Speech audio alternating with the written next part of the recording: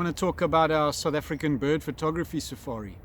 We get quite a lot of requests and a lot of people on tours, in fact, whose main interest is taking photographs of birds rather than ticking off large numbers of species. It's becoming increasingly popular. In order to cater for this segment of the market, we've developed this specialized bird photography safari.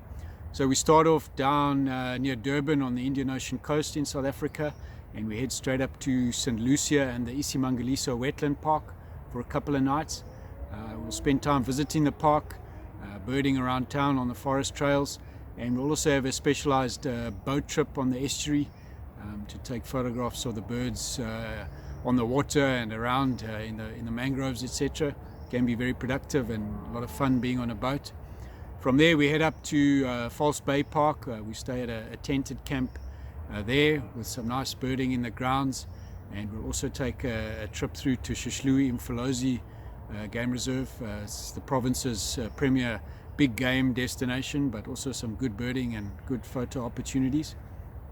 From there up to Makuzi Game Reserve, one of South Africa's better birding spots, with a really big bird list for what is actually quite a small reserve, but photographically a lot of potential there.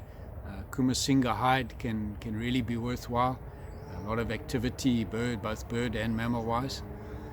From there, as we depart, we've also booked another boat trip on Lake Josini, a massive artificial lake or dam up against the Lubombo Mountains. So we're going to have a boat-based birding trip there, which is going to be quite exciting.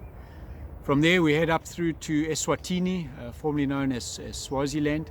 We spend a night in Tlani National Park, their premier big game destination, before we head through to Kruger National Park, where we have 4 nights at 2 different camps. We'll have an open safari vehicle there, so we'll spend ample time out in the field taking photographs of birds. Kruger being a really good photographic destination, a lot of bright and colorful and large birds that are quite confiding and like to perch out in the open, so it can be very rewarding.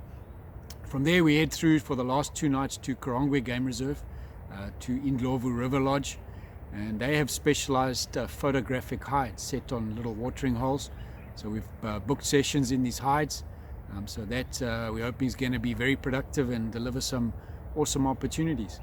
And from there we basically transfer back through to the regional airport for a flight back to Johannesburg, ending off a cracking South African bird photography safari.